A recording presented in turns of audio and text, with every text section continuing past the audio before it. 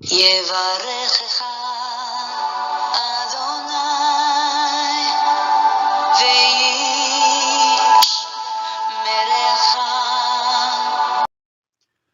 וישמרך. 바레크카 아도나이 베이시메레카. 사랑하는 성도 여러분, 오늘 하루도 전지전능하신 임마누엘의 하나님께서 여러분에게 복을 주시고 여러분을 안전하게 지켜주시기를 축복합니다. 아멘. 할렐루야. 오늘도 우리 코에 생명의 호흡을 불어넣어 주신 우리의 창조주이신 하나님 아버지 여호와를 송축합니다. 죄와 허물로 죽었던 우리 인생을 구원하여 주신 예수 그리스도, 그 생명의 이름, 그 구원의 이름을 찬양합니다. 오늘도 어김없이 우리 속에서 역사하시며 잃어버린 하나님의 형상으로 우리를 온전히 회복하고 계시는 성령님의 그 놀라운 역사, 저주받은 만물을 회복하고 계시는 성령님의 그 아름다운 역사를 찬양합니다. 118구 성경 장별 강의 오늘 219번째 시간입니다. 사사기 8장 말씀을 함께 공부하도록 하겠습니다. 오늘 제목의 말씀은 미디안 정벌가 사사 기드온의 행적입니다. 그저께부터요, 이제 이 미디안의 압제로 인하여 하나님 앞에 부르짖을 때 하나님께서 기드온이라는 이 사사를 불러서 미디안을 대적하여 싸우게 하시는 장면을 우리가 보았습니다. 기드온을 부르시는 기드온의 소명에 대해서 살폈고, 어저께는 이 기드온의 300용사를 통하여서 어떻게 미디안을 이기게 하시는지 그 내용도 살펴보았습니다. 그러나 어저께 7장 본문에서 제가 말씀드린 바와 같이 기드온은 실수를 하게 됩니다. 하나님의 의도를 정확하게 파악하지 못하고 끝까지 그것을 하나님의 뜻을 견지하지 못하고 다른 지파들의 군인들을 전장에 부르고 또 지금 에브라임 지파에게 도움을 청함으로 말미암아 이제 오늘 8장에서 그 후과를 거두게 됩니다. 이제 그가 범했던 그 실수로 말미암아 그가 당하지 않아도 되었던 그 어려움을 겪고 하나님께 올려야 될 영광과 찬송이 인간에게로 돌아가는 그런 어처구니 없는 일이 오늘 벌어지게 될 것입니다.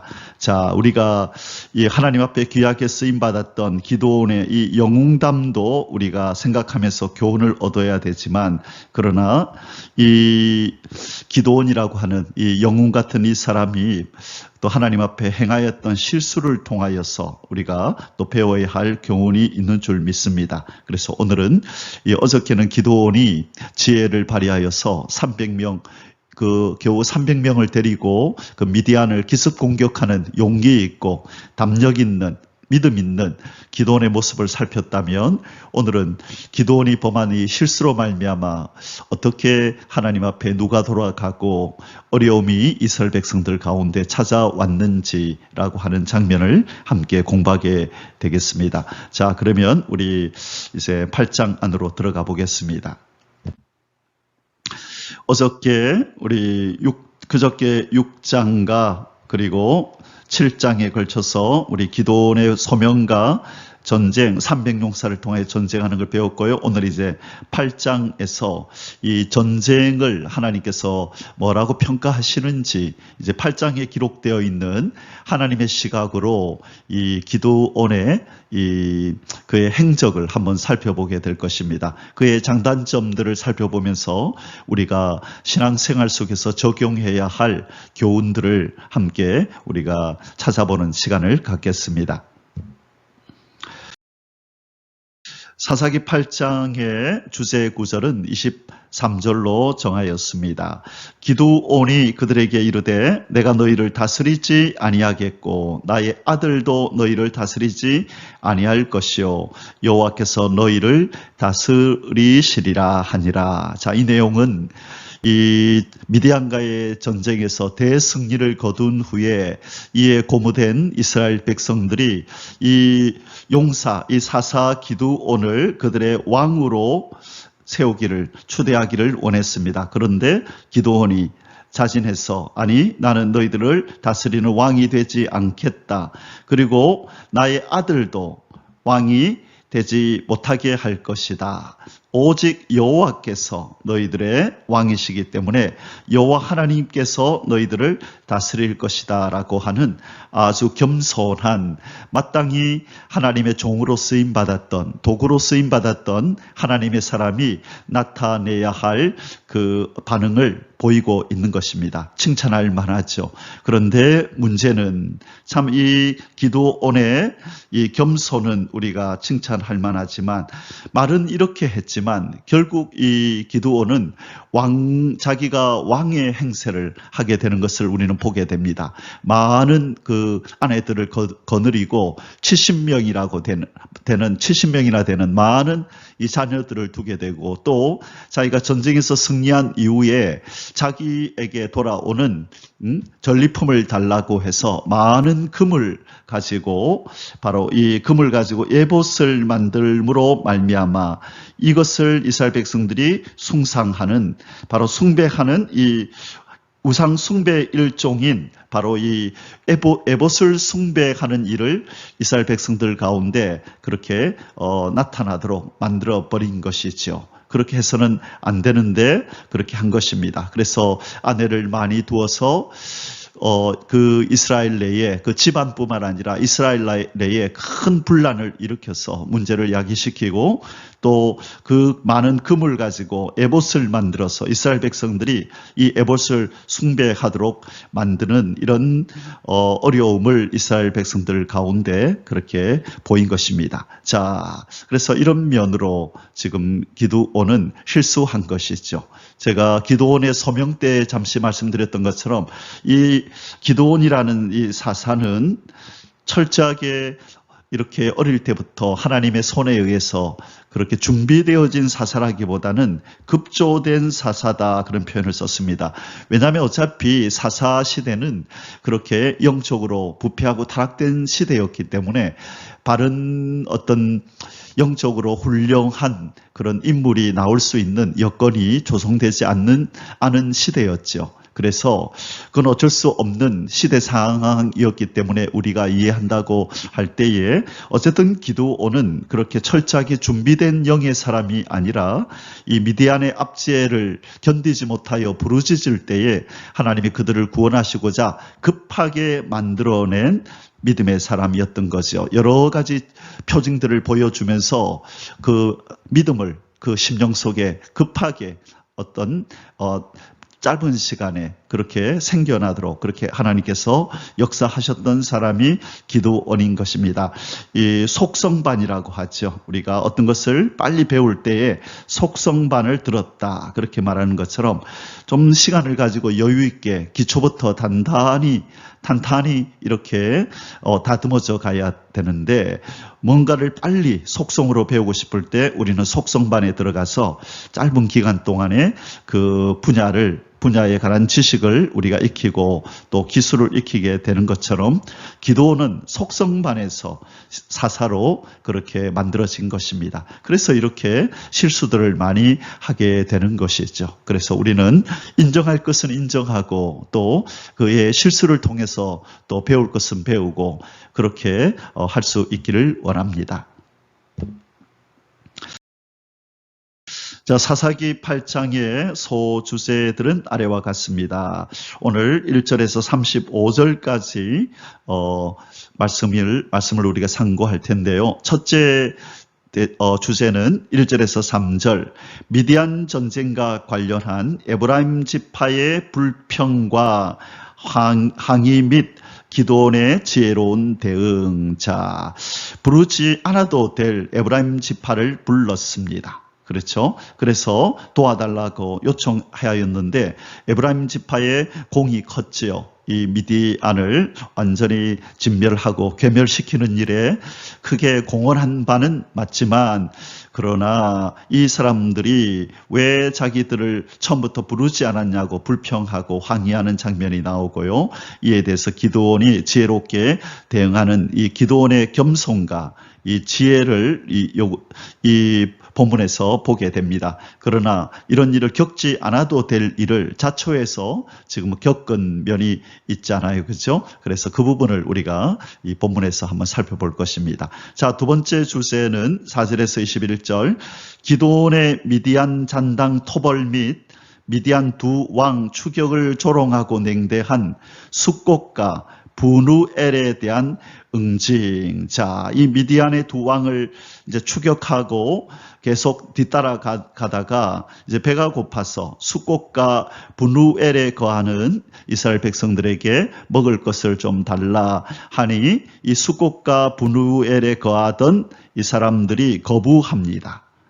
그 거부한 이유는 지금 기드온이 이 기세가 등등해서 미디안의 두 왕을 추격하고 있지만 그들이 판단할 때에 이것은 잠시 잠깐이고 곧 미디안의 이 두 왕이 더 세력이 세워져서 더 이제 이스라엘을 이길 거라고 생각한 거죠. 그런데 문제는 뭐냐면 바로 이 미디안은 요단의 동편에 있었잖아요. 요단의 동편에 있는 이 왕들이 자 미디안의 왕들이고 이 숫꽃과 분우엘의 이 숫꽃과 분우엘은 바로 이 미디안의 그 영향 아래 있었던 곳인 것입니다. 그래서 자 나중에 이 미디안 왕에 의해서 자기들이 어떤 어려움을 당하게 될지도 모른다는 그 위기의식을 가지고 있었던 거죠. 괜히 잘못 보였다가 나중에 그렇게 보복을 당할 수도 있다 그렇게 생각한 것이죠. 자, 우리가 숫꽃 그러면 떠오르는 것이 그 출애굽할 때 이스라엘 백성들이 그렇게 이렇게 나오던 곳 중에 하나가 숫꽃이었잖아요. 여기서 말하는 이 숫꽃은 그 숫꽃이 아니고 요단강 동편에 이것이 요단강이고요.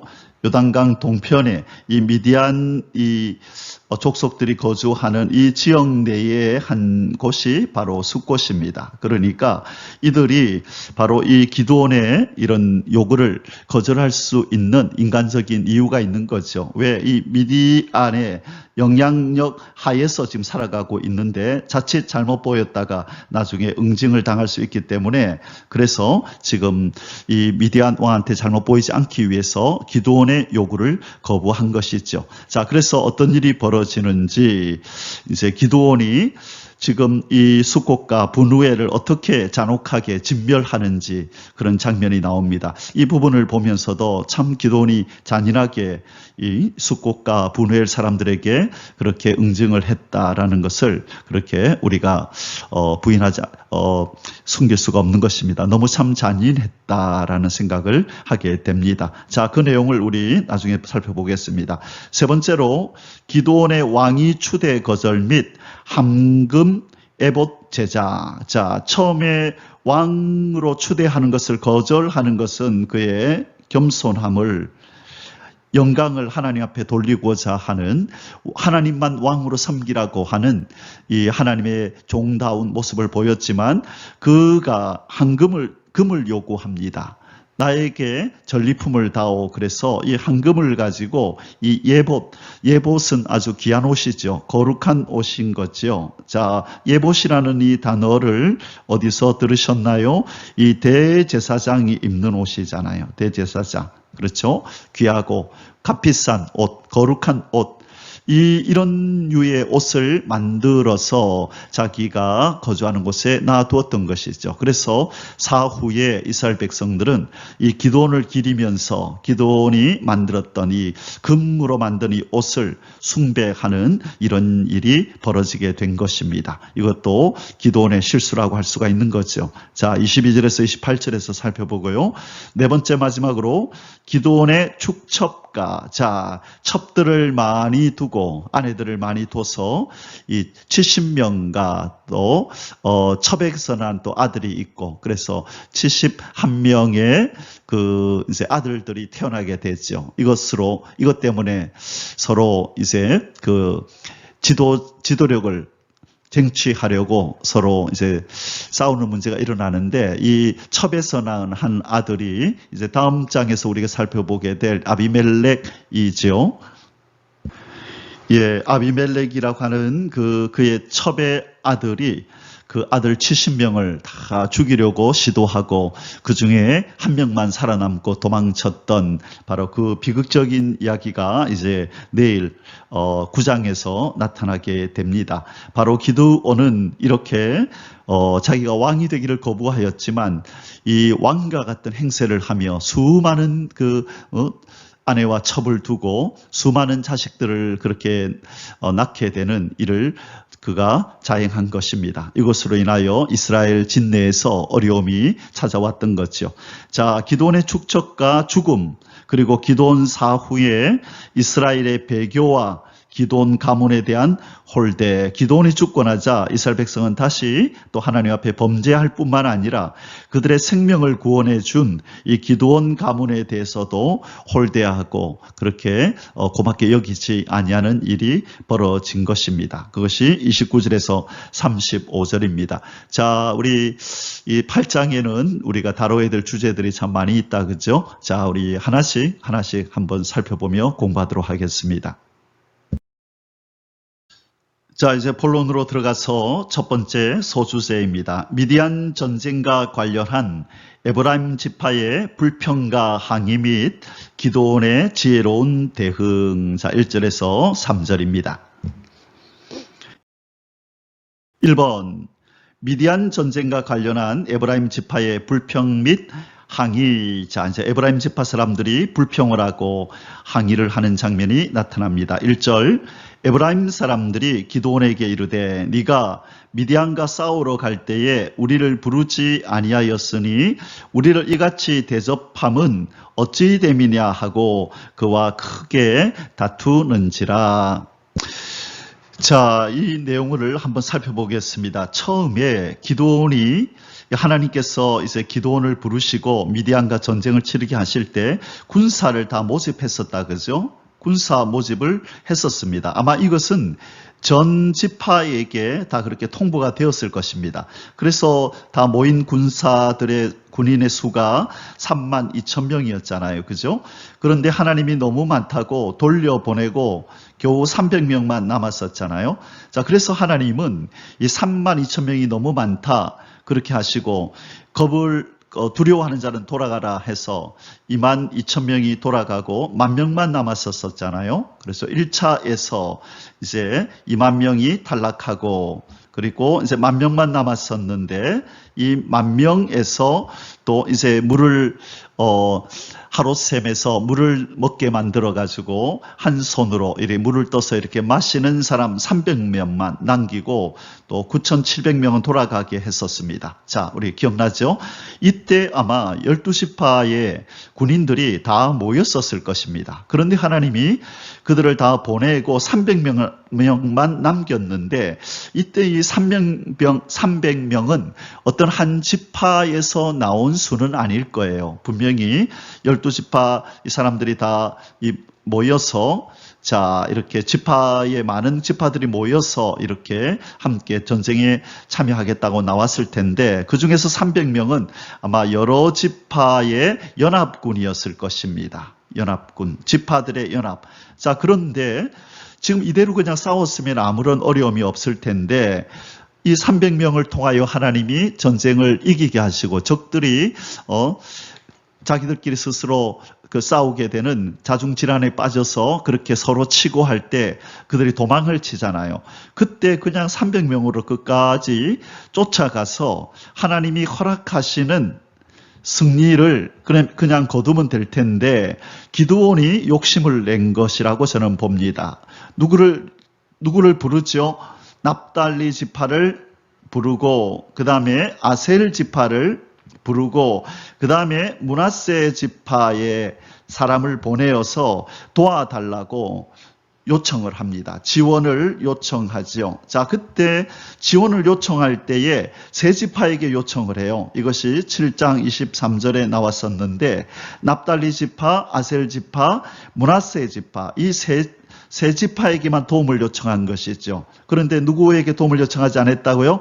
에브라임 지파에게는 도움을 요청하지 않은 것입니다. 바로 이 에브라임 지파는 그 부분을 얘기하는 거예요. 그런데 납달리, 아셀, 므낫세 지파의 도움을 받아서 추격을 하다가 그래도 힘이 모자라니까 이제 그때 뒤늦게 이제 에브라임 지파의 사람들을 보내어서 두루 다니며 빨리 와서 우리를 도우라라고 해서 뒤늦게 에브라임 지파가 바로 이 추격전에 함께 이렇게 참전하게 된 것입니다. 그러니까 이 에브라임 지파는 왜 처음에 추격할 때 우리를 부르지 않았느냐, 바로 그 부분을 불평하고 항의하는 것 같습니다. 자, 그래서 하나님이 온전히 이 소수 300명으로 승리를 거두시고 이스라엘 백성들 가운데 전지전능한 하나님으로 나타나고 그들을 통하여 영광받고 그렇게 찬송을 받기를 원하셨던 하나님의 계획은 바로 이 기드온의 이렇게 생각이 짧은 행동으로 말미암아 그냥 수포로 돌아가고 찬송의 자리가 되어야 할 그 자리가 원망 불평의 자리, 자기의 공적을 더 내세우는 것을 그렇게 서로 다투는 자리로 전락을 해버린 것이죠.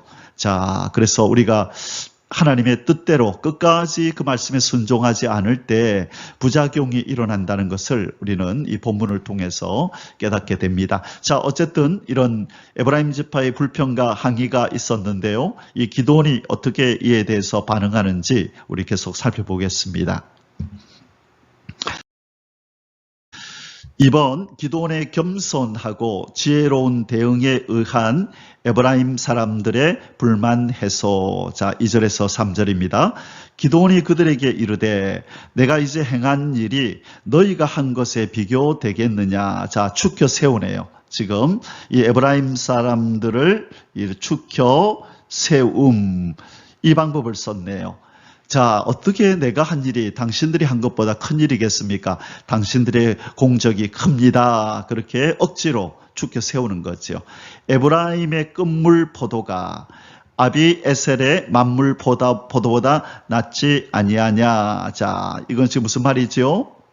자, 지금 기드온은 이 전쟁, 자기와 에브라임 사람들, 에브라임 군인들의 이 전쟁의 공갈을 이 어떤 포도를 거두는 것에 비유하여 지금 말을 하고 있는데요. 자, 이 만물 포도라고 하는 것은 지금 포도를 재배한 것이죠. 정식적으로 포도를 지금 재배했는데 이 끝물 포도라는 것은 다 이제 포도를 재배하고 나서 마지막에 끝머리, 그죠? 제일 마지막에 찌꺼기를 이렇게 거두는 것과 비유한 것입니다. 자, 그래서 자기가 아비에셀이란 말은 지금 기드온을 얘기하는 거죠. 아비에셀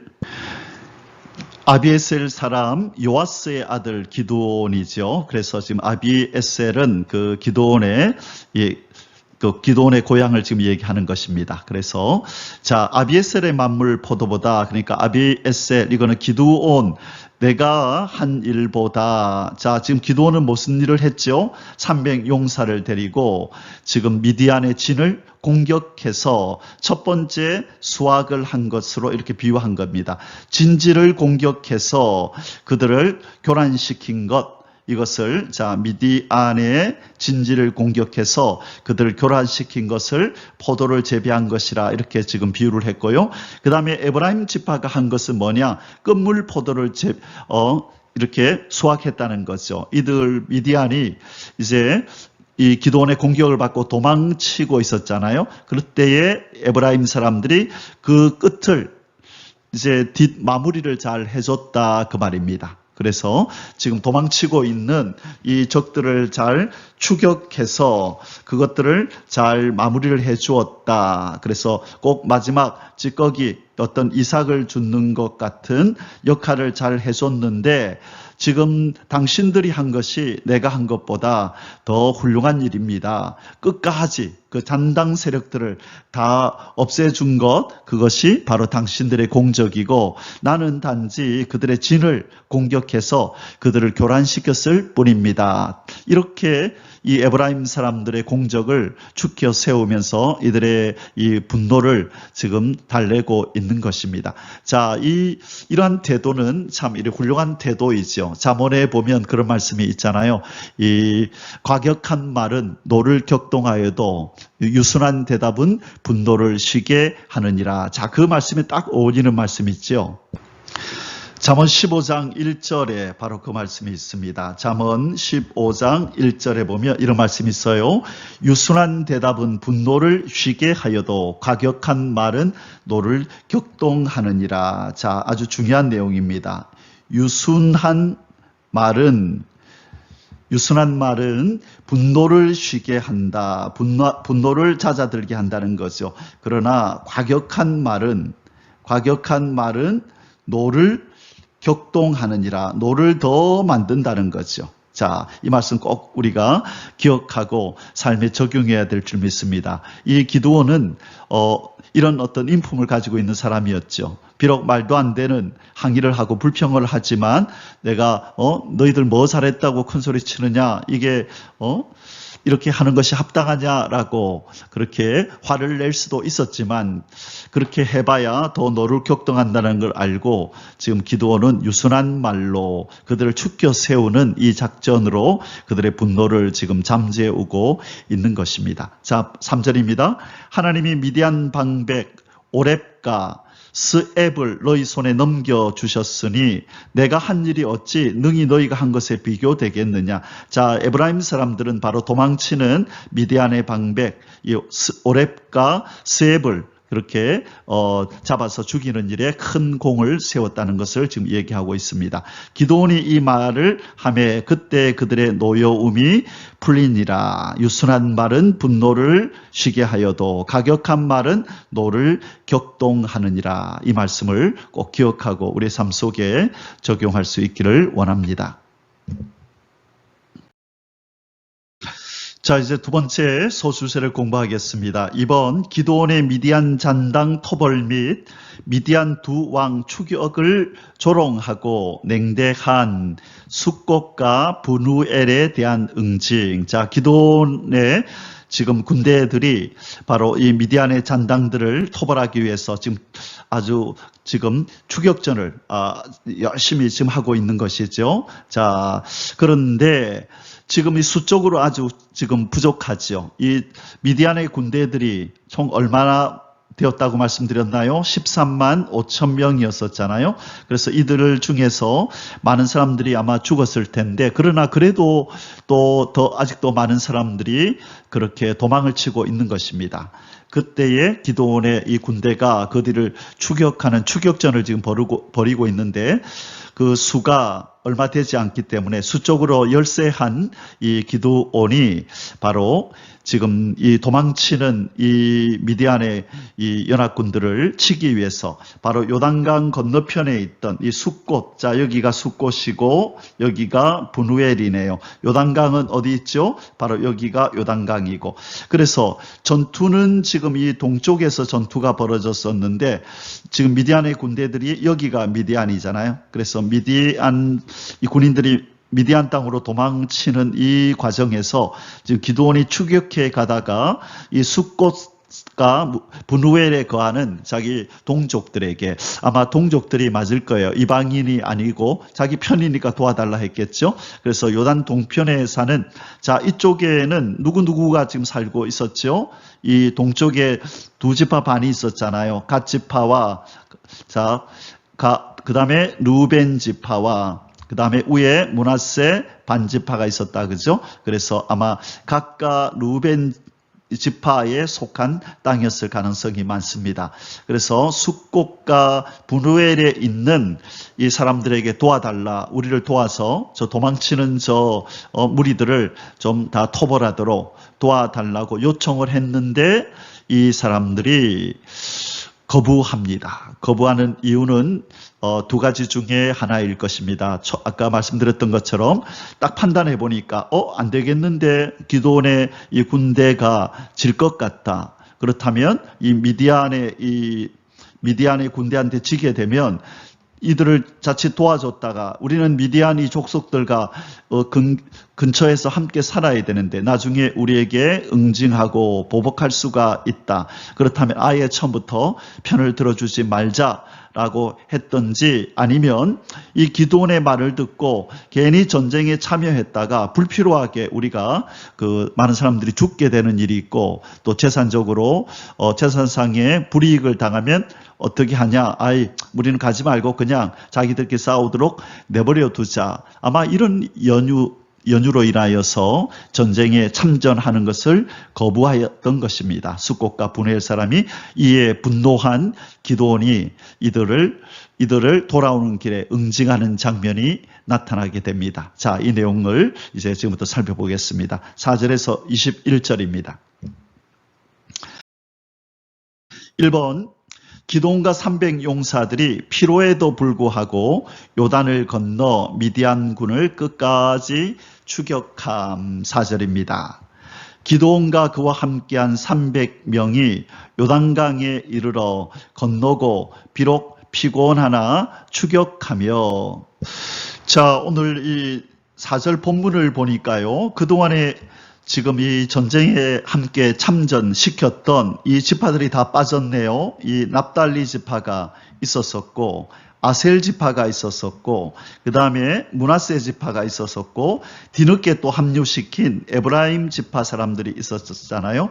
그런데 지금 요단강에 이르기 전까지는 이들이 그렇게 지원하여 지금 이 전쟁에 참여했었지만, 요단강에 이르렀을 때는 이들이 다 돌아가고 300명만 남았다고 지금 얘기를 하고 있네요. 그래서 요단강을 건너기 전에는 이 지파들이 도왔다가 요단강에 이르렀을 때는 지금 몇 명만 남았다고요? 300명만, 지금 기드온과 300명만 남았습니다. 그래서 이제 이 기드온과 300명이 이 요단강을 건너서 계속 추격전을 지금 벌이고 있는 장면입니다. 그때 나타나는 곳이 바로 숫곳과 분우엘이죠. 그래서 이 기드온과 300명이 이제 자기들을 지원했던 이 지파들은 다 빠지고 기드온과 300명만 남았기 때문에 이제 숫곳과 분우엘 사람들에게 도와달라고 요청을 하는 것입니다. 자, 본문에는 지금 그렇게 나오네요. 자, 지금 전쟁을 처음부터 참여했던 이 300명과 이 기드온은 아마 어떤 지파보다도 지칠 대로 지쳐 있었을 것입니다. 그래서 성경도 비록 피곤하나라고 지금 말하고 있는 것입니다. 그러나 이들은 끝까지 충성하고 있습니다. 끝까지 주어진 임무에 최선을 다하고 있는 모습을 지금 보이고 있는 것입니다. 맡긴 자에게 구할 것은 충성이니라 함과 같이 지금 처음 부름받았던 이 기드온과 이 300 용사들은 최선을 다하여 하나님께서 맡기신 이 전쟁을 수행하고 있는 모습을 보게 됩니다. 이번 추격 중 숫곳과 분우엘 사람들에게 음식 제공을 요청하였으나 냉대와 조롱을 당하자 기드온이 응징을 선언함. 5절에서 9절입니다. 그가 숫곳 사람들에게 이르되 나를 따르는 백성이 피곤하니 청하건대 그들에게 떡덩이를 주라. 나는 미디안의 왕들인 세바와 살문나이들을 추격하고 있노라 하니 숫곳의 방백들이 이르되, 자, 숫곳의 지도자들이 뭐라고 얘기를 하는지 보십시다. 세바와 살문나의 손이 지금 네 손 안에 있다는 거냐?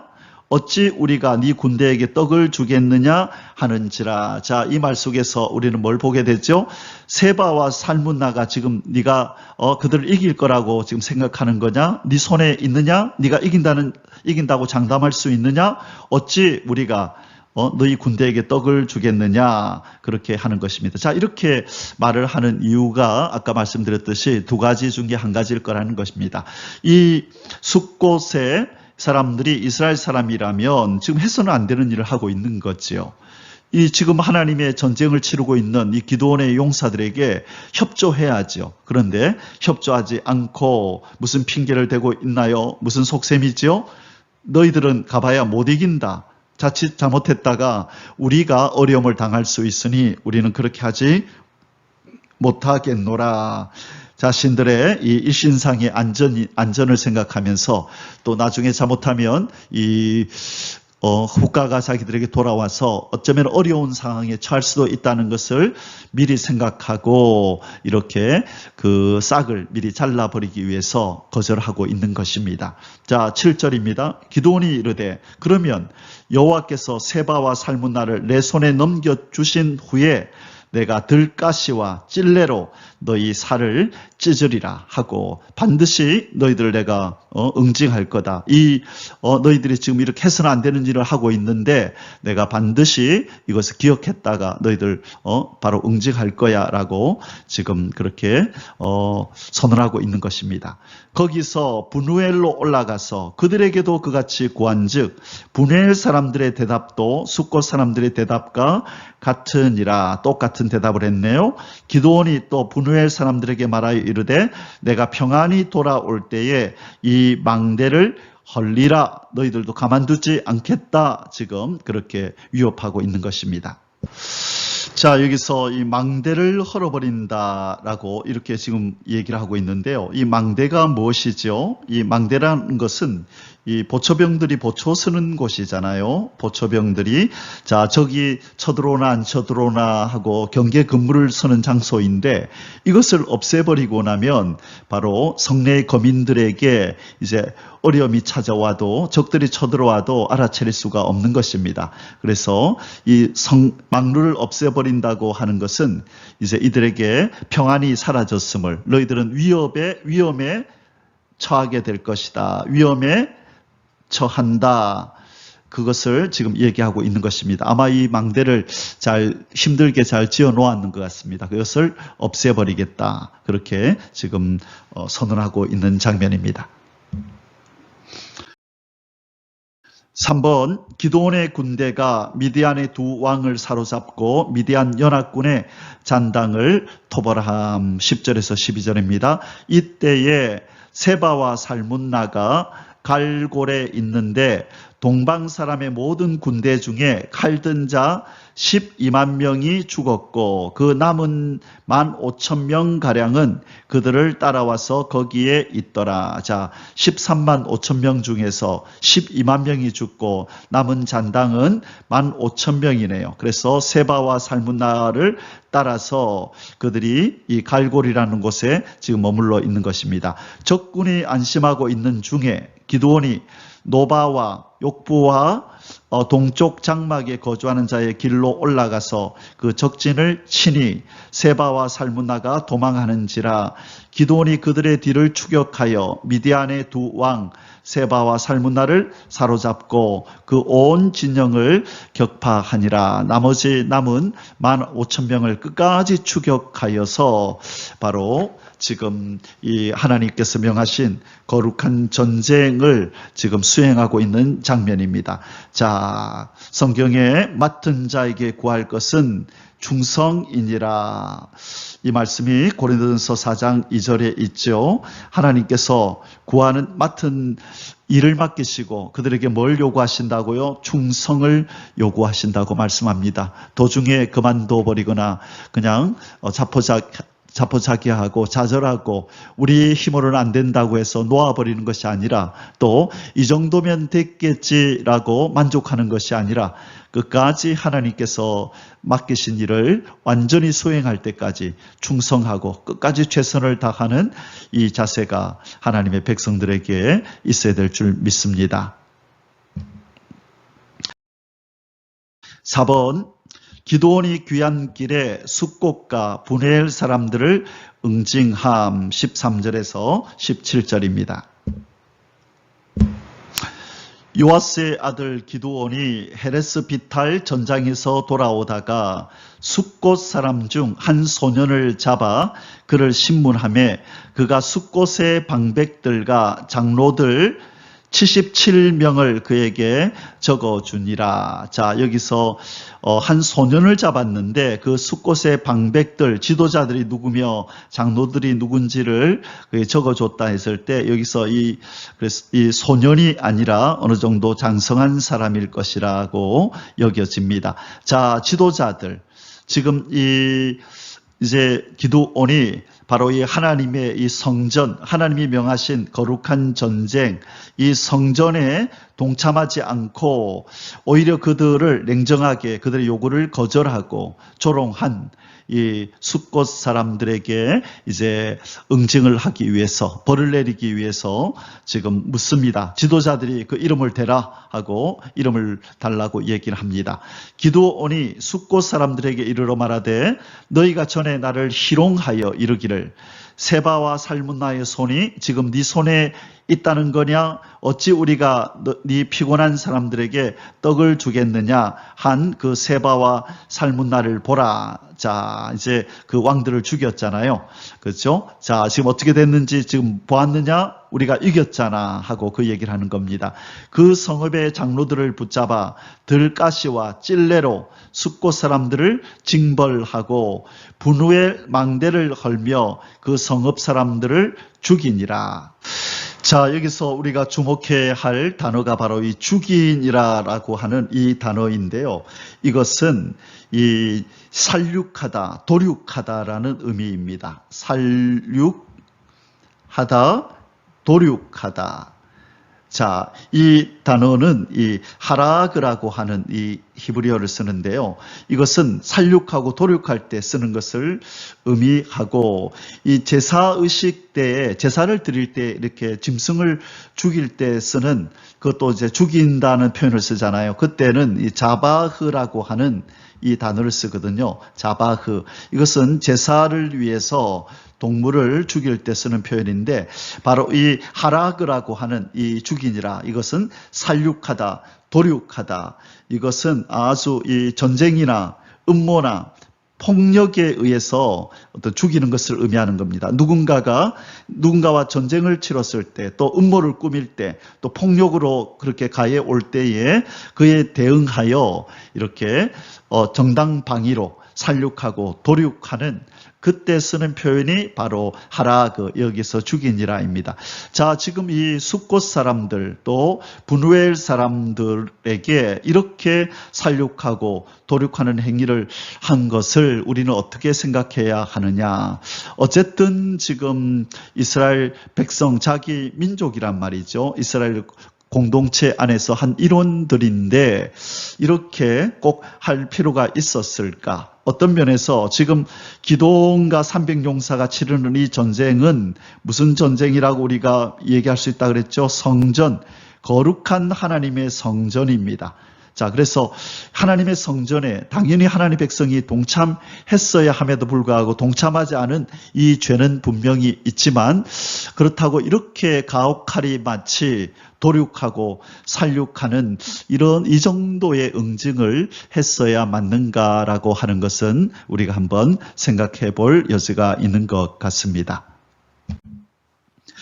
자, 지금 이 하롯셈에서 지금 전쟁 이야기가 쭉 이제 우리가 쭉 살펴봤는데 한번 우리 지도를 통해서 다시 한번 요약하도록 하겠습니다. 자, 여기가 하롯셈은 이스라엘 백성들이 진을 치고 있었고 바로 그 위에서 그죠? 모래산이 여기 있었었죠.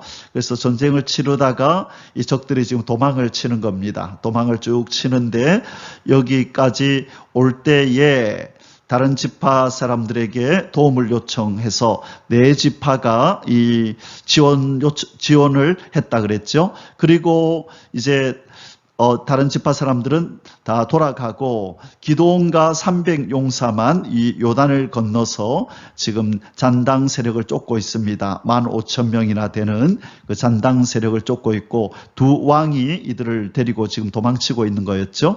숫곳과 분해엘 사람들에게 도움을 청하였는데 이들이 도와주지 않았고 그래서 전쟁을 여기가 갈골이라는 곳까지 도망을 쳤잖아요. 여기서 이제 이 잔당 세력을 토벌하고 다시 돌아오면서 분우엘과 숫곳 사람들을 살육하고 도륙하는 이런 일을 지금 벌인 것입니다. 5번 기드온이 미디안의 두 왕 세바와 살문나를 처형함. 18절에서 21절입니다. 갑자기 오늘 전쟁과 관계없는 것 같은 어떤 뜬금없는 대화가 지금 오고 가는데요. 그 내용이 뭔지 한번 살펴보겠습니다. 이에 그가, 이때 그는 기드온이죠. 기드온 그가 세바와 살문나에게 말하되 너희가 다볼에서 죽인 자들은 어떠한 사람들이더냐 하니, 자, 갑자기 기드온이 묻습니다. 세바와 살문나에게 너희가 다볼에서 죽인 사람들은 어떤 사람들이냐? 네가 죽였다고 내가 들었는데 누구를 죽였느냐 묻는 거죠. 대답하되 그들이 너와 같아서, 이때 너는 기드온이죠. 너와 같아서 하나같이 왕자들의 모습과 같더라 하니라. 자, 그가 이르되, 이때 그는 기드온입니다. 기드온이 이르되 그들은 내 형제들이며 내 어머니의 아들들이니라. 여호와께서 살아계심을 두고 맹세하노니 너희가 만일 그들을 살렸더라면 나도 너희를 죽이지 아니하였으리라 하고. 자, 지금 기드온의 형제들을 죽였다는 거예요. 세바와 살문나가. 그래서 지금 아주 이 원한의 눈빛으로 이 세바와 살문나를 지금 기드온이 바라보고 있는 것입니다. 언제 이 세바와 살문나가 이 기드온의 이 형제들을 죽였는지에 대해서는 분명하게 나오지 않습니다. 아마 이렇게 도망을 치면서 그 다볼산에 들러서 그렇게, 다볼 지역에 들러서 그렇게 죽였는지 그것은 성경에서 나오지 않지만 분명한 것은 세바와 이 살문나가 기드온의 형제들을 죽였다는 것입니다. 바로 뒤에서 이 지도를 잠시 보여드릴 것입니다. 자, 계속 읽겠습니다. 그의 맏아들 여델에게 이르되, 자, 기드온에게 지금 아들이 있었네요. 자, 그러면 그렇네요. 맏아들 여델에게 이르되, 자, 기드온은 소년도 아니고 그냥 젊은 청년도 아니고 어쨌든 기혼자네요. 결혼하여 아들이 있었네요. 그렇죠? 자, 여델에게 이르되 일어나 그들을 죽이라 하였으나 그 소년이 그의 칼을 빼지 못하였으니 아직 어린가 보네요. 이는 아직 어려서 두려워함이 없더라. 자, 맏아들인데 칼을 빼지 못할 정도로 어렸다는 걸 보니까 이 기드온은 이제 나이가 그렇게 많지 않은, 이제 결혼한 지 그렇게 오래되지 않은 그런 젊은 사람이었다는 것을 우리는 추측할 수 있겠습니다. 세바와 살문나가 이르되 네가 일어나 우리를 치라. 사람이 어떻게 하면 그의 힘도 그러하니라 하니 기드온이 일어나 세바와 살문나를 죽이고 그들의 낙타 목에 있던 초승달 장식들을 떼어서 가지니라. 자, 해서는 안 되는 일을 또 하고 있네요. 이 초승달 장식들을 떼었다는 것은 이것은 실수입니다. 자, 여기서 지금 초승달 장식들을 떼어서 가지고 갔다. 이것은 이 초승달 장식이라는 것은 무슨 말이냐면요. 이 이방인들이 바로 이 초승달이니까 달이잖아요. 그죠? 달, 바로 이 월신, 달의 신을 섬기는, 그래서 이 달의 신을 섬기면서 이들의 보호를 받기 위해서 달의 신을 섬겼는데요. 이것은 바로 하나의 부적입니다. 이 부적을 가지고 있으면 달의 신이 우리를 보호해 준다라고 하는 의미로 그들이 달고 다니고 또 낙타에도 이렇게 메고 다녔던 바로 부적이었던 것입니다. 왜 부적을 갑자기 떼가지고 가나요? 그냥 버려야지. 자, 이것은 전적으로 신명기 7장 25절 하나님의 명령을 바로 전면적으로 지금 이렇게 불순종하는 행위입니다. 자, 신명기 7장 25절에서 하나님께서는 모세를 통하여 이렇게 이 말씀을 하라 그랬죠. 너는 그들이 조각한 신상들을 불사르고 그것에 입힌 은이나 금을 탐내지 말며 취하지 말라. 네가 그것으로 말미암아 올무에 걸리게 될까 하노라. 이는 내 하나님 여호와께서 가증히 여기는 것이니라. 하나님이 가증히 여기는 것이래요. 이방의 신을 섬기는 그 부적을 가지고 왜 떼어가냔 말이죠. 이것은 바로 이 기드온의 어떤 상태, 그 마음 상태를 보여주는 건데요. 이 기드온은 정말 하나님의 어떤 면에서 위대한 사사로 지금 쓰임을 받고 있는 거죠. 이스라엘을 구원하였죠.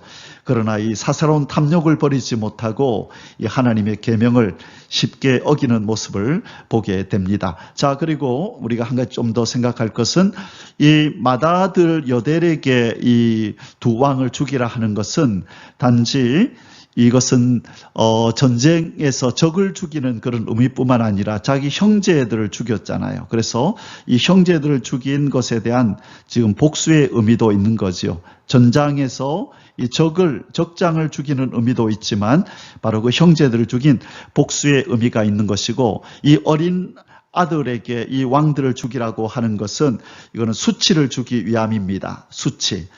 적장들이 나이 어린 소년에 의해서 죽었다. 이것은 수치와 치욕을 의미하거든요. 그래서 이 적장들이 뭐라 그랬죠? 당신이 죽여라. 이 어린아이한테 맡기지 말고 기드온 당신이 우리를 죽이시오. 그렇게 지금 얘기하는 것입니다. 그래서 지금 기드온이 일어나서 이 둘을 죽이고 초승달 장식들을 떼어서 가져갔다. 그것도 하나도 아니고 장식들을 복수네요. 여러 개를 가지고 갔다라고 말합니다.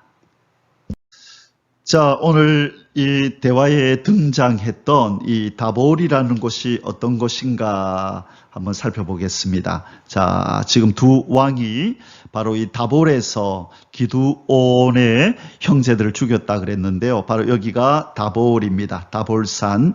자, 여기 갈릴리에서부터 남서쪽으로 한 19km 정도 떨어졌다고 얘기를 합니다. 그렇게 먼 거리는 아니죠.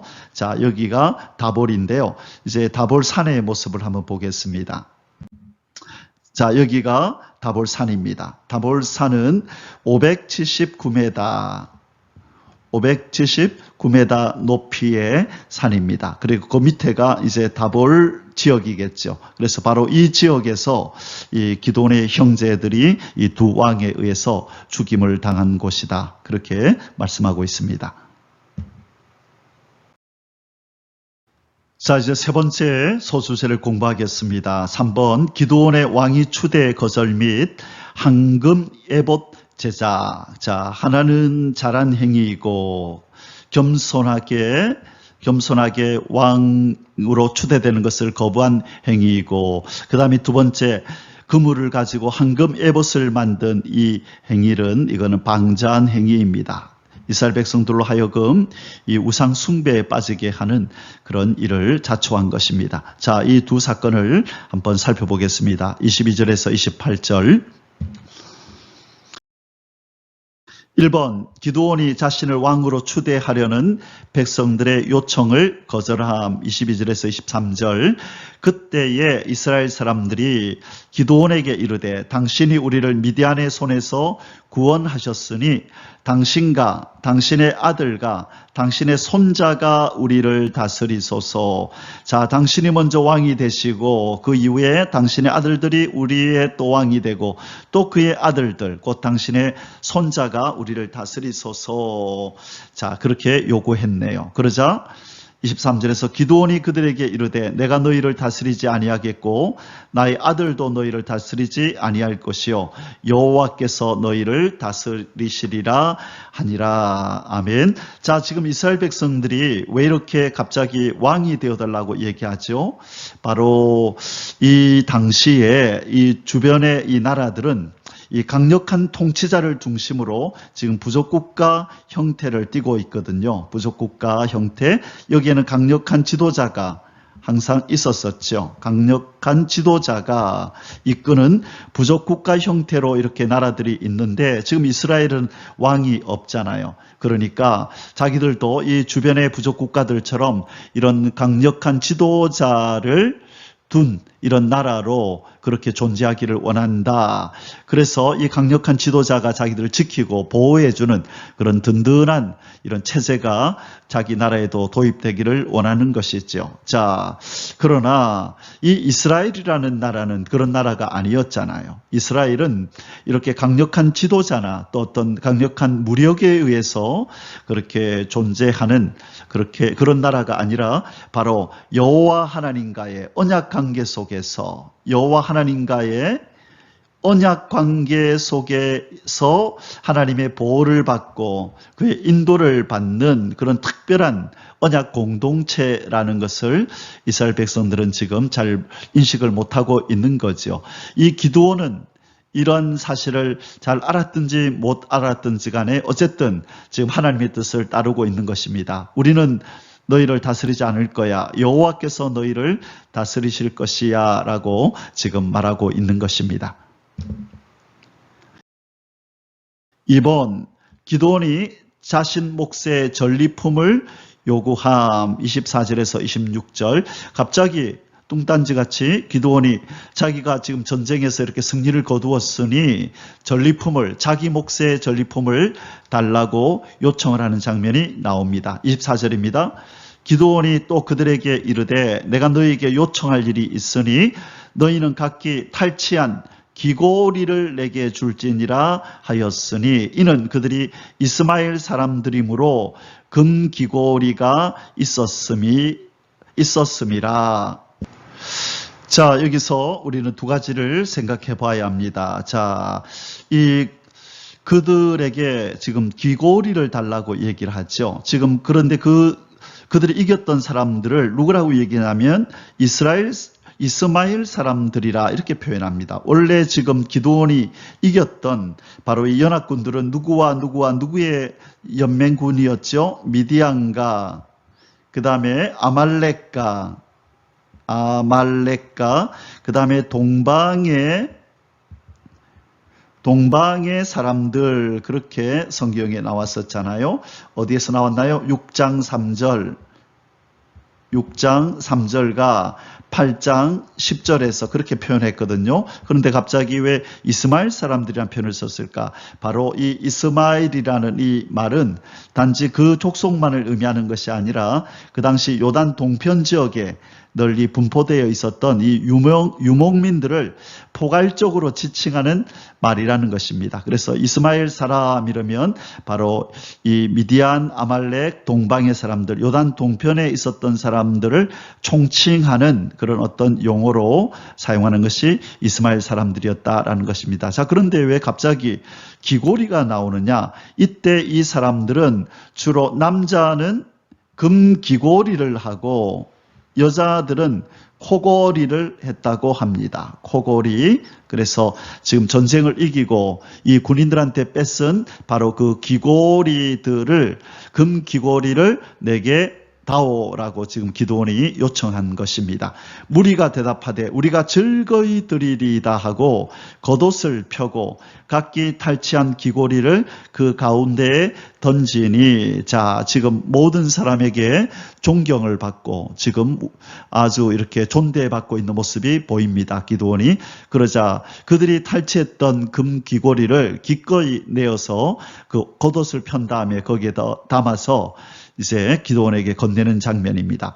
기드온이 요청한 그 금기고리의 무게가 금 1700세겔이요. 그 외에 또 초승달 장식들과 폐물과 미디안 왕들이 입었던 자색 의복과 또 그 외에 그들의 낙타 목에 둘렀던 사슬이 있었더라. 자, 지금 많은 것을 줬다, 그죠? 금기고리, 금 1700세겔, 초승달 장식, 폐물, 왕들이 입었던 왕복, 그리고 그의 낙타들의 목에 둘렸던 사슬들, 이런 것들을 지금 기드온에게 주었다는 것입니다. 자, 지금 여기서 금 1700세겔이라 그랬죠. 1700세겔. 자, 이것은 어느 정도의 무게가 되느냐? 1세겔은 11.4g입니다. 자, 그러면 곱하기 1700을 하면 총 무게가 19.38kg. 자, 한 20kg, 약 한 20kg 정도 된다는 것입니다. 어떤 면에서 많다면 많고 적다면 적은 것인데 어쨌든 기고리들을 다 모아서 이렇게 무게를 재어보니 약 20kg 정도 나오는 이 금을 지금 이제 이 기드온에게 전리품으로 준 것입니다. 자, 그러면 이것을 이제 기드온은 어떻게 사용을 할까요? 이 금을. 자, 좋은 데 썼으면 좋을 뻔 했는데 이 기드온이 해서는 안 될 일을 지금 자행하는 모습이 이제 곧 등장합니다. 자, 계속 보겠습니다. 3번, 기드온이 황금 예복을 제작함. 자, 이 금귀골이 한 20kg을 가지고 황금 에봇을, 에봇이 뭐라고요? 거룩한 옷, 대제사장이 입었던 거룩한 옷이죠. 자, 에봇은 그 출애굽께서 거룩한 옷을 지어 입혀라. 이 거룩한 옷으로 그렇게 불리기도 했었습니다.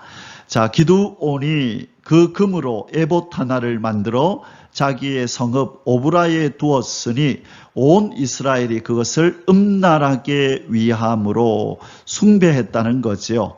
그것이 기드온과 그의 집에 올무가 되니라. 아멘. 자, 우리가 이 출애굽기 때 이 대제사장의 의복을 우리가 공부하면서 배웠었죠. 이 에봇을 구성하는 실들은 무엇입니까? 총 5개의 실이 있었습니다. 금실, 그 다음에 청색실, 그 다음에 자색실, 그 다음에요 홍색실, 그 다음에 가늘게 꼰 배실. 이 배실은 흰색이겠죠. 그래서 하나, 둘, 셋, 넷, 5개의 실을 가지고 짰었잖아요. 그리고 그 가운데에 여기에 12개의 보석을 달아서 12지파를 상징했고, 그리고 바로 여기 이 12개의 보석을 넣는 여기에 작은 주머니가 안에 있었다 그랬어요. 그래서 여기서 우림, 둠밈을 두고 이것은 하나님의 뜻을 구하는, 하나님의 뜻을 묻는 어떤 신탁의 도구였죠. 자, 하나님의 뜻을 묻는 이 신탁의 도구로 사용을 했던 거죠. 자, 그런데 왜 느닷없이 갑자기 기드온이 이렇게 하나님의 뜻을 물을 때 썼던, 하나님 앞에 나아갈 때 제사장이 입었던 이 옷을 왜 자기가 만들어서 자기의 집에 두냔 말이죠. 이것은 어떤 면에서 지금 하나님의 뜻을 물으려면 이 옷이, 에봇이 있는 이곳으로 와라. 이 잘못하면 이스라엘 백성들에게 그렇게 잘못된 인식을 갖도록 만들 수 있다는 것을 그는 생각했어야 되는데 지금 그는 무분별하게 지금 이런 행동을 하고 있는 것입니다. 이것으로 말미암아 어떤 백성들에게 이제 어떤 일이 벌어진 거죠? 여호와께로 향해야 할, 여호와 하나님 앞에 묻고 그렇게 해야 하는데 지금 이 하나님의 뜻을 구할 때마다 누구 집으로 찾아와요? 바로 에봇이 있는 이 기드온의 집으로 향하도록 만드는, 그래서 자신도 모르게 자기 이스라엘 백성들로 하여금 이 자기를 높이게 만드는 그런 일이 일어나도록 지금 행동한 것입니다. 아주 지금 철없는 행동을 한 것이죠. 그래서 이 기드온은 어떤 면에서는 용기가 충천한 용사임에도 용사이지만 또 그러나 어떤 면에서는 이 믿음의 기본이, 이 믿음이 온전히 기초가 제대로 갖춰지지 않은 급조된 하나님의 사람이다라는 생각을 우리가 떨쳐버릴 수가 없는 것입니다. 자, 끝까지 충성을 하되 끝까지 세심하게 하나님의 뜻을 살피면서 백성들을 생각하면서 그렇게 처신을 해야 했음에도 불구하고 이 부분에서 지금 기드온은 실수하고 있는 것입니다. 그래서 결국 그것이 황금 에봇이 기드온과 그의 집에 올무가 되니라라고 성경은 말씀하고 있는 것입니다. 4번, 미디안이 이스라엘에 굴복하여 다시는 기세를 회복할 수 없게 되었으므로 기드온이 생존한 40년 동안 이스라엘이 태평을 누림. 자, 이 대승리로 말미암아 미디안은 완전히 이렇게 기세를 회복할 수 없을 정도로 전멸되었고 이 이스라엘 땅에는 40년 동안의 평화가 찾아왔습니다. 28절입니다.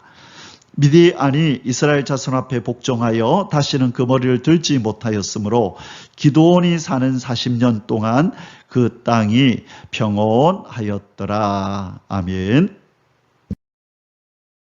자, 이제 마지막 네 번째 소수세를 공부하겠습니다. 4번 기드온의 축첩과 죽음 및 기드온 사후 이스라엘의 배교와 기드온 가문에 대한 홀대. 자, 기드온이 많은 아내와 첩을 두었네요.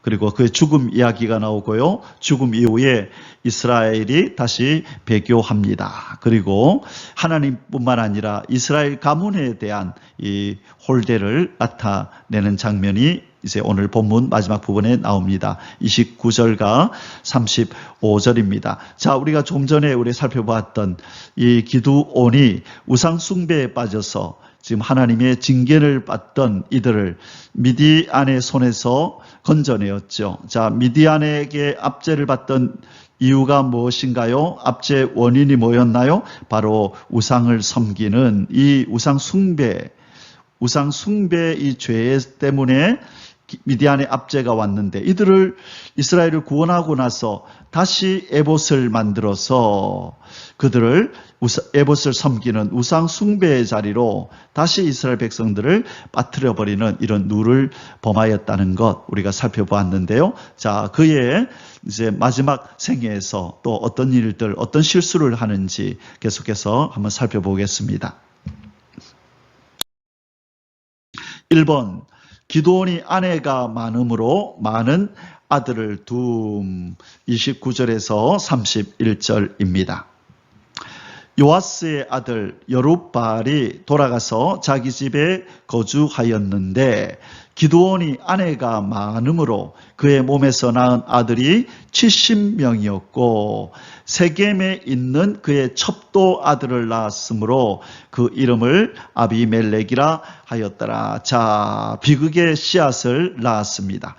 아내들을 통하여서는 70명의 아들을 낳았고 세겜에 그의 첩이 있었는데 그 첩도 아들을 낳았는데 그 이름을 아비멜렉이라. 자, 이 아비멜렉에 의해서 70명의 아들이 죽임을 당하는데 그 중에 한 아들 이 요담만 살아남아서 도망을 치는 일이 있었죠. 자, 이제 그 비극이 시작되는 그 씨앗을 지금 이 기드온은 뿌린 것입니다.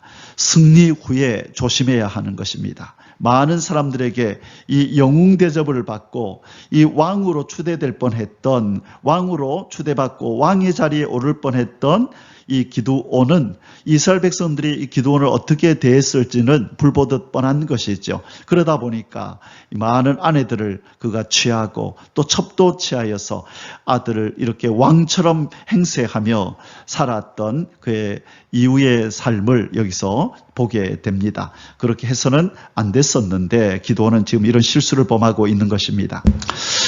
자, 지금 이렇게 아내를 많이 뒀다라고 하는 이 일로 인해서 이스라엘에게 이제 비극적인 일들이 벌어지는데 이 기드온은 바로 그 말씀을 기억했어야 했어요. 신명기 17장 15절에서 17절에서 지금 모세를 통하여 하나님께서 나중에 장차 왕의 제도가 생기면 왕은 이러해야 한다라고 왕이 지켜야 할 규례를 여기서 쭉 말씀하셨잖아요. 그 중에 무슨 말씀이 있죠? 15절에 보면 반드시 내 하나님 여호와께서 택하신 자를 내 위에 왕으로 세울 것이며 내 위에 왕을 세우려면 내 형제 중에서 한 사람을 할 것이요 내 형제 아닌 타국인을 내 위에 세우지 말 것이며 자 왕을 세울 때는 반드시 이스라엘 사람 중에서 택하라. 그 다음에 두 번째 16절에서 뭐라고 얘기하냐면 그는 병마를 많이 두지 말 것이요. 자 병마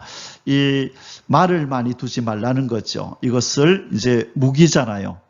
그렇죠? 말이 많으면 전쟁이 유리하잖아요.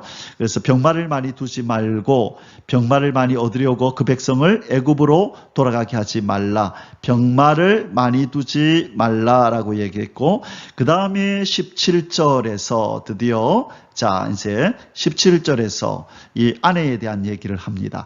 그에게 아내를 많이 두어 그의 마음이 미혹되게 하지 말 것이며 자기를 위하여 은금을 많이 쌓지 말 것이니라. 자, 아내를 많이 두지 말며 그 다음에 은금을 쌓지 말라 그랬는데 지금 기드온은 이 두 가지를 한 거죠. 금을 가져오라고 해서 그 금을 쌓아서 에봇을 만들고 아내를 많이 둬서 지금 비극의 씨앗인 아비멜렉이 그의 처백에서 탄생하는 이 비극적인 일이 발생한 것입니다. 이번 기드온이 장수를 누린 후 죽어 오브라에 있는 아버지 요아스의 묘실에 장사됨. 32절입니다. 요아스의 아들 기드온이 나이가 많아 죽음에 아비에셀 사람의 오브라에 있는 그의 아버지 요아스의 묘실에 장사되었더라. 자, 결국 기드온도 수명을 다하고 그 조상의 묘로 들어가게 되었습니다. 자, 기드온이 묻힌 오브라가 어딘지 우리 잠시 한번 보겠습니다. 바로 명확하지는 않지만 여기가 이제 오브라인데요. 오브라. 바로 이 하롯셈이 있었고, 그렇죠? 자, 하롯셈, 여기에 지금 기드온의 300용사들이 여기서, 검열을 받았던 바로 거기죠. 바로 그 옆에가 오브라 지역일 것이다. 기송강이 여기 있고요. 기송강 옆에 하롯셈 옆 여기가 바로 기드온이 묻힌 곳이라 그렇게 여겨지는 곳입니다. 자, 3번. 기드온 사후에 이스라엘이 또 다시 배교함. 자, 재벌남 못 준다고 이스라엘은 또 이제 평안함이 40년 동안 찾아온 후에 이 태평한 시절을 보내면서 옛 모습으로 다시 돌아가는 장면이 바로 나옵니다. 33절에 34절. 기드온이 이미 죽음에 이스라엘 자손이 돌아서서 바알들을 따라가 음행하였으며 또 바알브릿을 자기들의 신으로 삼고 이스라엘 자손이 주의 모든 원수들의 손에서 자기들을 건져내신 여호와 자기들의 하나님을 기억하지 아니하며. 자, 여기에서 우리 바알은 무엇인지를 알겠는데 이 바알브릿은 무엇일까요? 처음 보는 단어죠. 이 바알브릿의 이 원어를 보면 이 바알베리트, 베리트. 자, 이 베리트라고 하는 것은 언약이라는 뜻입니다. 언약. 그러면 이 뜻이 뭐냐? 바로 언약의 바알이란 뜻이에요. 그래서 바알브릿은 언약의 바알. 자, 이스라엘 이 땅에 있는 사람들이 이 바알에게 언약을 맺었네요. 당신만 우리가 잘 섬길 터이니 당신은 우리를 보호하시고 지키시고 복을 주소서 서로 언약을 맺은 거겠죠. 그래서 이 바알의 또 다른 명칭이 바로 바알브릿, 다시 말해 바알베리트, 언약의 바알이라는 것입니다. 자, 그런데 하나님과 언약을 맺은 이스라엘 사람들이 바로 이 바알과 언약을 맺었다는 거예요. 하나님의 언약 백성인 이스라엘이 바로 바알과 언약을 맺어서 언약의 바알을 섬겼다. 이것이 바로 이 당시 이스라엘 여호와 하나님을 저버린 당시 이스라엘 자손의 죄악이 어느 정도였는지를 보여주는 그런 장면이라 할 수 있겠습니다. 자, 그래서 성경은 뭐라고 얘기하죠? 이 배은망덕한 인생들아, 이 배은망덕한 이스라엘 자손아, 이스라엘 자손이 주의 모든 원수들의 손에서 자기들을 건져내신 여호와 자기들의 하나님을 기억하지 아니하며 바로 바알과 언약을 맺고 살았다. 그렇게 지금 성경은 얘기하고 있습니다. 4번. 또 그들이 기드온의 은혜를 잊고 더 이상 그의 집을 후대하지도 않음. 35절. 또 여룻바알이라 하는 기드온이 이스라엘에게 베푼 모든 은혜를 따라 그의 집을 후대하지도 아니하였더라. 자, 여룻바알의 뜻이 뭐였죠? 바알과 다툼. 여룻바알이란 말은 바알과 다툼이라는 뜻이었습니다. 자, 바알의 우상을 깨버렸던 바로 여호수아의 별명이었죠. 자, 지금 이 태평 세월을 보낸 후에 하나님 언약 백성으로서의 그 모습은 다 온데간데 없어지고 바알과 언약을 맺고 살아가는 이스라엘 백성들은 또 나아가 그들을 건져 주었던 이 여룹바알 기드온의 이 아름다운 그 행적도 다 잊어버리고 은혜를 베풀지 않고 그들의 후손들을 후대하지 않고 함부로 막대했다라고 성경은 기록합니다. 자, 하나님의 은혜를 잊어버린 자는 인생들에게 갚아야 할, 인생들을 향하여 은인에게 돌려야 할 그 감사의 마음도, 그 사랑의 마음도 가지지 못한다는 것을 오늘 본문에서 지금 말씀하고 있습니다. 사랑하는 성도 여러분, 오늘 이 사사기가 8장이 좀 길었죠. 이제 결론을 맺겠습니다. 미디안 연합군을 향한 대승리 후에 아쉬움, 오늘 8장을 통해서 아쉬움이 남습니다. 찬송의 자리가 다툼의 자리가 되다. 참 300명 용사로 13만 5천 명을 이기는 450대 1의 싸움. 그렇죠? 300명과 13만 5천 명의 이 싸움을 승리로 이끄시는 하나님께 찬송과 경배를 올려야 할 그 자리가 네가 공이 크다, 내가 공이 크다 이런 이 공을 가시하고 그렇게 자랑하는 장소로 바뀌어버린 것입니다. 1절이었죠. 에브라임 사람들이 기드온에게 이르되 네가 미디안과 싸우러 갈 때 우리를 부르지 아니하였으니 우리를 이같이 대접함은 어찌 됨이냐 하고 그와 크게 다투는지라. 그와 크게 다투는지라. 크게 찬송하고 영광을 돌려야 했건만 크게 다툼의 소리가 들려온 것. 왜 그랬다 그랬죠? 300명으로 전쟁을 치르라고 명하신 그 하나님의 명령을 기드온이 온전히 순종하지 않고 네 지파를 불러서 이 전쟁에 또 참전시킴으로 말미암아 이런 일이 벌어진 것이죠. 처음에 많은 지파들이 모였을 때 하나님 너무 많다고 돌려보내라 그랬음에도 불구하고 끝까지 그 말씀을 말씀에 순종했어야죠. 그러나 바로 이 기드온의 이 잘못된 행동으로 말미암아 하나님께 올라가야 할 이 찬송이, 이 아름다워야 할 찬송의 자리가 다툼의 자리로 전락해 버린 것 우리가 기억하면서 하나님이 명하시는 명령은 끝까지 순종하는 지나다가 뭐 이렇게 해도 되겠지 그렇게 변칙을 가하고 그렇게 또 하나님의 뜻을 왜곡시키면서 자기 중심적으로 소견에 오른 대로 행동해서는 안 된다는 것이죠. 이 부분에 있어서는 지금 기드온이 소견에 오른 대로 행동을 한 것 같습니다. 많은 어떤 주석들이 지금 이스라엘 백성들이 연합해서 승리를 거뒀다라고 그렇게 평가하는 그런 주석들이 많지만 그래서 저는 이 부분을 읽을 때 개인적으로 이런 생각이 들었습니다. 하나님의 말씀에 불순종하였다. 300명으로 끝까지 전쟁을 치렀어야 되는데 결국 요단의 동편으로 건너갈 때는 300명만 갔잖아요. 그죠? 그래서 하나님이 허락하신 만큼만 승리하고 나머지는 하나님의 뜻에 맡겨야 되는데 이 기드온이 나름대로 욕심을 내어서 한 명도 빠짐없이 다 죽여야 된다. 그렇게 완전히 진멸해야 된다는 그런 마음이 있었겠죠. 만약에 그렇게 욕심을 안 냈더라도 하나님께서는 300명으로 끝까지 그 적들을 이기게 하셨을 것입니다. 나중에 보세요. 15,000명이 남았는데 결국 몇 명 가지고 이기죠? 300명 가지고 가서 결국 이기잖아요. 그렇다면 이 기드온이 그 다른 네 지파에게 도움을 요청하지 않았더라도 얼마든지 대승을 거둘 수 있었을 것인데 그가 실수함으로 찬송의 자리가 다툼의 자리가 되었다는 것이죠. 사랑하는 성도 여러분, 우리는 하나님 말씀에 온전히 순종하십시다.